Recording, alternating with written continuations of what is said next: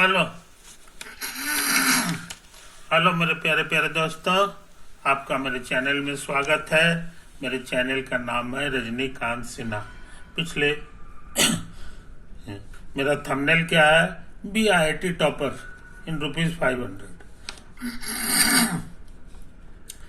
इससे ठीक पिछले वाला जो वीडियो था वो लेक्चर नंबर 318 था, है ना? वो यही था जो हम कर चुके थे। इसमें थोड़ा सा काम करना और बाकी रह गया है। इस फोटो को तुम याद कर लो, है कि नहीं? ये एक ब्लॉक है, ये टेबल पे रखा है, टेबल चिकना है कि नहीं? ये पार्टिकल है जिसका मास m है और यहाँ से गिरता है और फिर यहाँ से ससर के ऐसा हो जाता है। ये तो है किसी कहानी। तो तुमको पता है ये इधर घसकेगा, दाहिने तरफ घसकता है, तो ये जो है बाई तरफ घसकता है कि नहीं? और इस तरह से घसकता है कि ये दोनों का जो सेंटर ऑफ मास है वो चेंज ना करे। तो तुमको सिखाया है, इसको बढ़िया से देख लो तुम्हारे सहूलियत के लिए।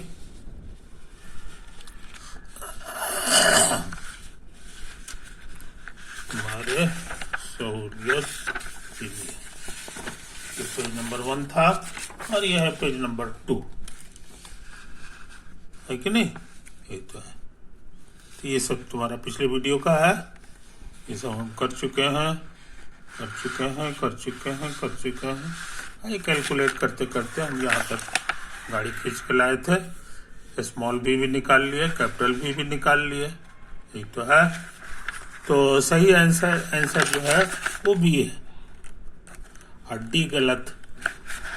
अभी A का पता लगाना बाकी है और C का पता लगाना बाकी है कि नहीं? A है डिस्प्लेसमेंट के बारे में कि दोनों कितना कितना घसकेगा, है कि नहीं? तो ये कहला जाएगा लेक्चर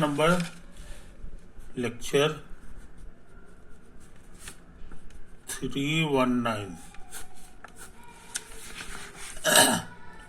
M + P + C। अभी फिजिक्स कर रहे हैं, है कि नहीं? क्वेश्चन क्या है मेरा लिखा हुआ है, उसी का डिस्प्लेसमेंट निकालना है कि डिस्प्लेसमेंट ऑफ स्मॉल m क्या होगा और डिस्प्लेसमेंट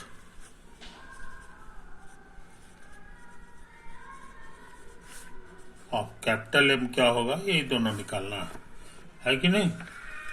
तो कोशिश। और इसके बारे में जाते जाते जो है हम लोग पता लगा लिए थे कि कौन सा रिलेशन आपस में होगा।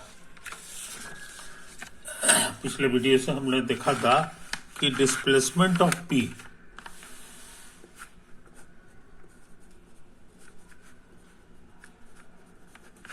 बराबर होता है -m/m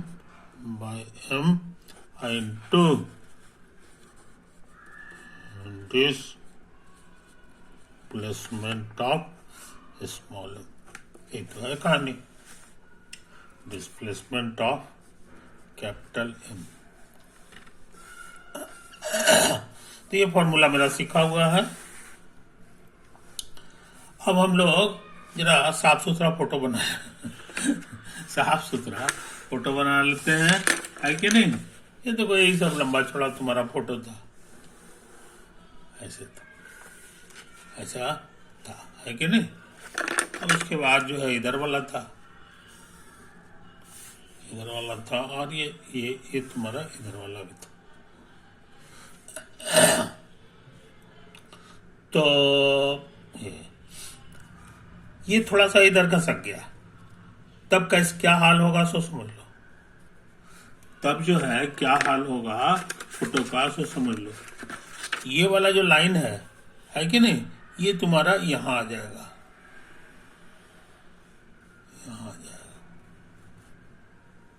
समझे?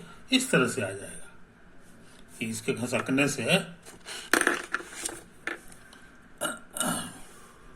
ये जो ग्रीन वाला है ये घसक करके ये भी थोड़ा सा इधर आ जाएगा। तो ये पॉइंट तुम्हारा यहां से यहां आ गया, कितना डिस्प्लेस हो गया सो तुम देख रहे हो।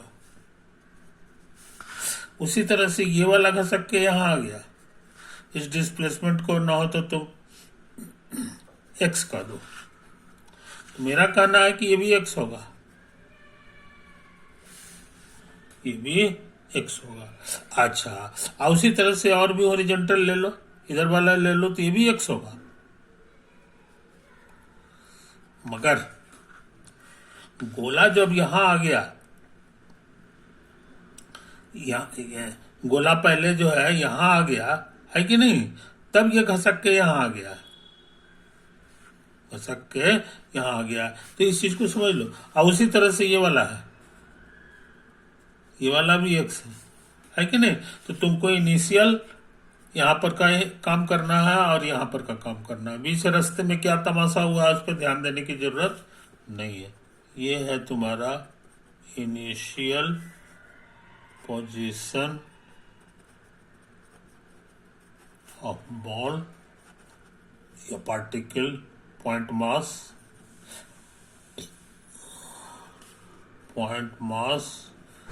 स्मॉल m, और ये उसी तरह से हो जाएगा फाइनल पोजीशन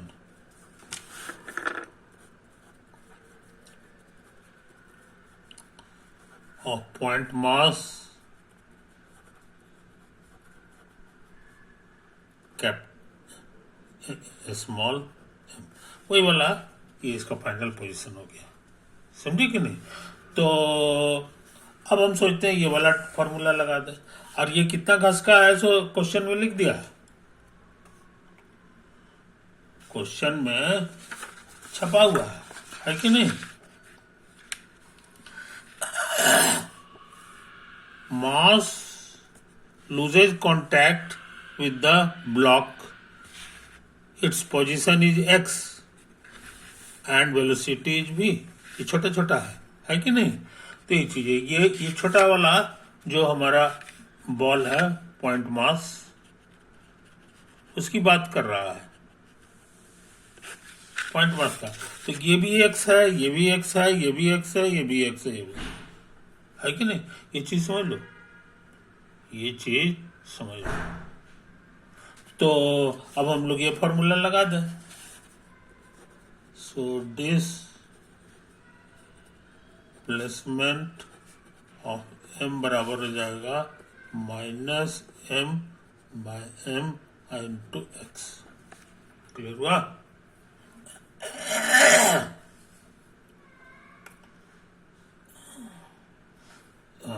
जरा सा हम लोग फिर से देख लेंगे कहीं कुछ गड़बड़ सड़बड़ तो नहीं हो गया है कि नहीं। जरा सा देख लेते हैं। हाँ, गड़बड़ तो पता चल गया, समझे कि नहीं। ये चीज है, तो ये 0 हो जाएगा तो हमारा सब कुछ यही हो जाएगा। नहीं, ठीक लग रहा है, ये ठीक लग रहा है। अच्छा,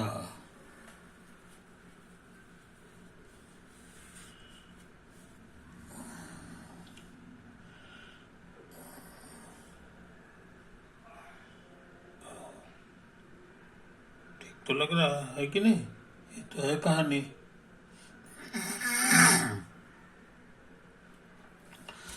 तो जरा गौर से देखो, ये जो हॉरिजॉन्टल डिस्प्लेसमेंट आया है, ये जो हॉरिजॉन्टल डिस्प्लेसमेंट आया है, ये एक्स नहीं आया है, ये पूरी जो है आर आ गया। ये तो हम समझाने के लिए कह रहे थे, समझाने के लिए कह रहे हैं। इसलिए मेरे अनुसार जो है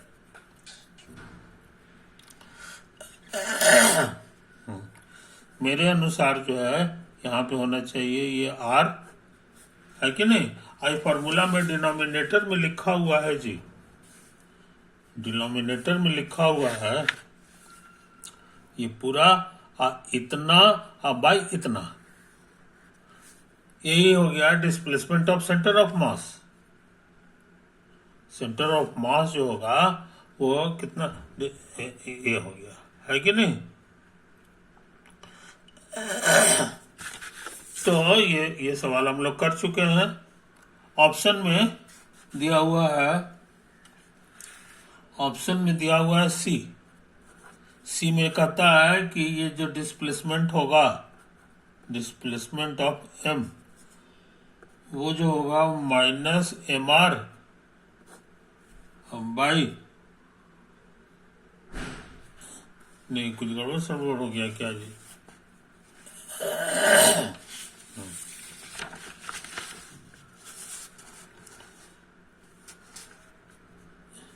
ये छोटा एम का है कि नहीं? हमको बड़ा एम का चाहिए था। ये छोटा एम का है रहता है तो छोटा ये नीचे उतर जाता है।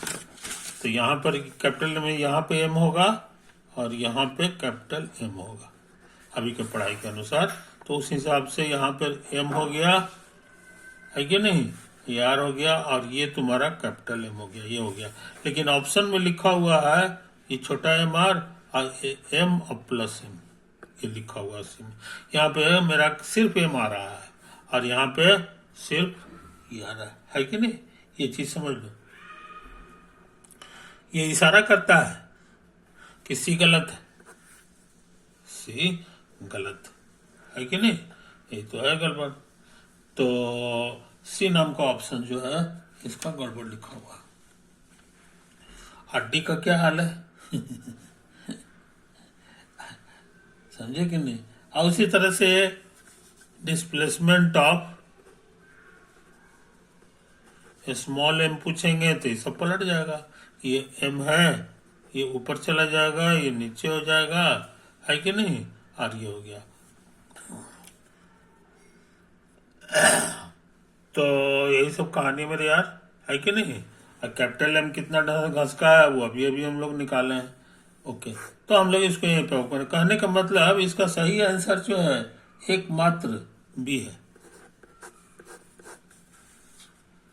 सही आंसर एकमात्र बी है। इस चीज को समझ लो। ये जेई में आया है क्वेश्चन, जेईई एडवांस में आया हुआ क्वेश्चन है जो हम लोग कर चुके हैं, जो हम लोग कर चुके हैं। हालांकि इसमें लिखा हुआ है कि मोर देन वन भी हो सकता है, लेकिन मेरा आंसर नहीं आ रहा है कि नहीं? क्योंकि मेरे अनुसार जो है यहाँ पर कैपिटल एम है और यहाँ पर इसका आ रहा है, इसमें भी एम लगा दिया है। तो गड़बड़ सड़बड़, जो रिजल्ट आएगा वही नहीं लिखेंगे। तो इस तरह से एक खतरनाक सवाल हम लोग कर लिए, ये खतरनाक सवाल हम लोग कर लिए, समझे कि नहीं? ओवर। तो इस वीडियो को हम लोग यहीं एंड कर रहे हैं, है ना? ये क्वेश्चन पूरी तरह बन गया। इसके जितनी अंदर बाहर की चीजें थी वो हम लोग कर चुके हैं। थोड़ा सा समय और बचा हुआ है तो उसके संबंध में हम छोटी सी बात तुमको बता दें, तो तुम्हारे काम की चीज है। मान लो कि हमारे पास जो है एक बॉडी ये है, एक बॉडी ये है कि नहीं? ये इसका मास जो है एम है, कैपिटल एम, और इसका सेंटर ऑफ मास यहाँ पर है। समझे? ये तो है कहानी। अच्छा, अब सोचते हैं एक और बॉडी ले लें, एक और बॉडी ये ले लो, ये रेड कलर का। इसका सेंटर ऑफ मास भी कहीं होगा, तो मान लो इसका सेंटर ऑफ मास यहाँ है और इसका मास जो है स्मॉल एम, स्मॉल एम, है कि नहीं? अच्छा, तो इसका पोजीशन वेक्टर भी कुछ होगा, दो कोऑर्डिनेट होंगे, एक x1 बार और एक y1 बार। मान लो 2 डायमेंशन में बात कर रहे हैं तो ये x2 बार और ये y2 बार हो गया। हम जानना चाहते हैं कि दोनों को बढ़िया से हम लोग मिला दें, ऐड कर दें, कंबाइन कर दें, कंबाइन कर दें फॉर कंबाइंड सिस्टम, और कंबाइंड सिस्टम।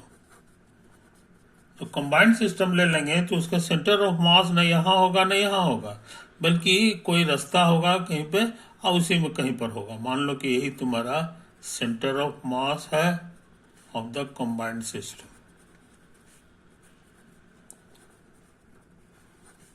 कंबाइंड सिस्टम, इसका कोऑर्डिनेट जो है मान लो कि ये है एक्स बार वाई बार। तो एक्स बार वाई बार का क्या फॉर्मूला होता है ये बताना आसान है। ये मास जो है कैपिटल एम, इसको इसमें गुना कर दो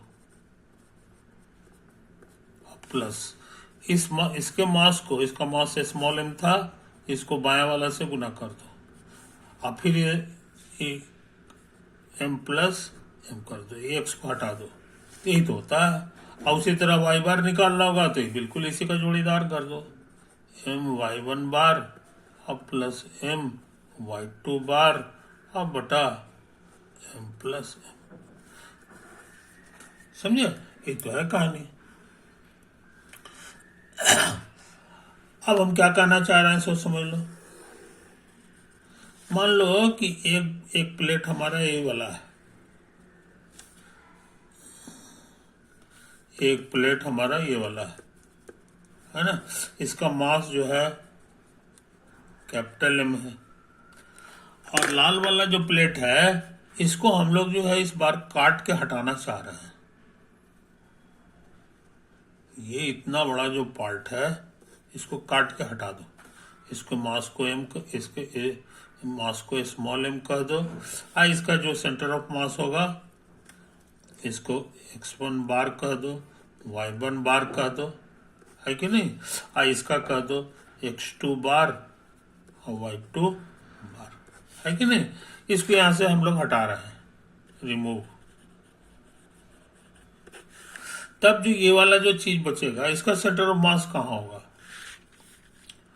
है कि नहीं। तो वो यहां मान लो ये वाला पॉइंट है जिसका कोऑर्डिनेट है एक्स बार वाई बार, है कि नहीं। ये हम जानना चाह रहे हैं, ये centre of mass of the remaining part,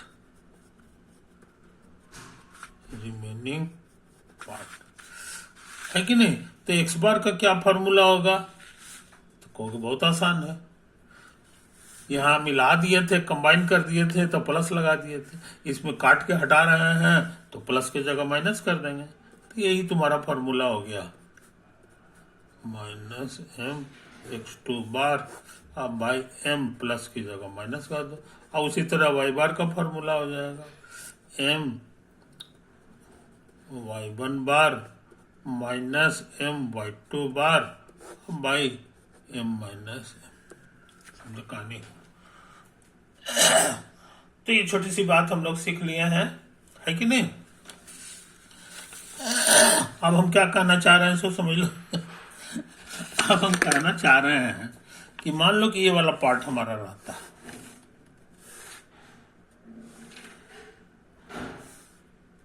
ये हमारे लिए है ए और ये है हमारे लिए बी, समझे। ये तो है कहानी। अब पूछेंगे कि इसका जो है इसका सेंटर ऑफ मास कहाँ होगा, तो तुमको पता है कि यही सेंटर ऑफ मास होगा, यही सेंटर ऑफ मास होगा। और काम धाम के लिए हम लोग ऐसे ले लें, इधर एक्स एक्सिस इधर वाई एक्सिस। तो इसका कोऑर्डिनेट क्या होगा ये बताना आसान है।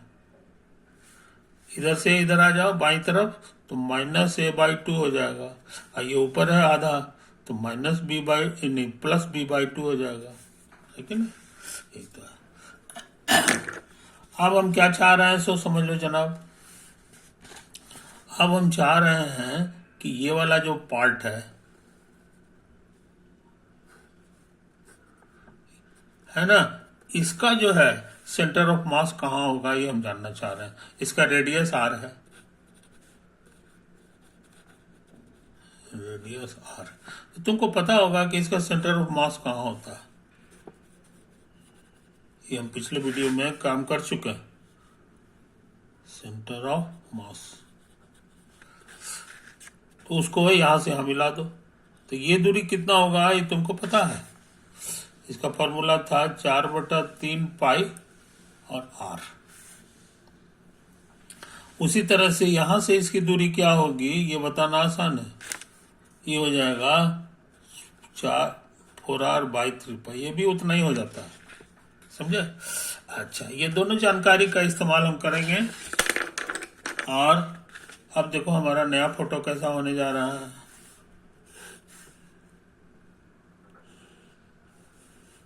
नया फोटो यही होने जा रहा है कि नहीं।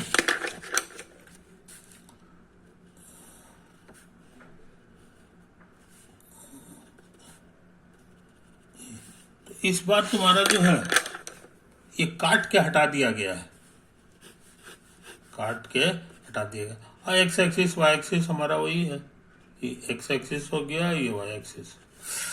तो पहला बार में ये था, और इसका जो है क्या होगा इसका टुकड़ा का जो हम काट के निकाले हैं उसका सेंटर ऑफ मास क्या होगा ये बताना आसान है, वो यहाँ पे होगा। ये दूरी कितना है तो ये तुम्हारा लिखा हुआ है 4r/3π। इसीलिए और ये दूरी ये है और यहां से है, इसलिए इसका जो कोऑर्डिनेट हो गया ये ओरिजिन के लेफ्ट साइड आ गया, तो यानी कि -4r/3π हो गया, समझे। और ये ऊंचा है तो ये भी दूरी उतना ही होता है 4r/3π। पूरा दूरी कितना है ये तुमको पता है, पूरा दूरी जो है ये ऊंचाई b है, तो ये b में से इतना घटाना होगा, b -4r/3π, है कि नहीं। अच्छा, इसका एरिया कितना होगा, इसका एरिया पूछेंगे तो कहोगे πr² का चौथाई हिस्सा है। इसका एरिया पूछेंगे तो कहोगे b × a, बस, है कि नहीं। ये तो है कहानी। इसका एरिया जो है हो जाएगा πr²/4। बढ़िया से देख लो इस सारी बात को। तो अब हम इस कंबाइंड सिस्टम का सेंटर ऑफ मास जानना चाह रहे हैं। Centre of mass of this removed part, समझे। तो उसका फॉर्मूला तुमको पता है, ये जो एरिया था उसको गुना कर देंगे इसके कोऑर्डिनेट से। ये जो एरिया है b × a को गुना करेंगे इसके कोऑर्डिनेट से, तो -a/2 और b/2। प्लस नहीं लिखा था, रिमूव वाले में माइनस लिखा था। अब वही काम यहाँ कर देंगे, तो इस बार एरिया हो गया πr²/4 और इसका कोऑर्डिनेट है -4r/3π और b -4r/3π बटा b × a यहाँ था और ये माइनस लिखाएगा πr² हो गया।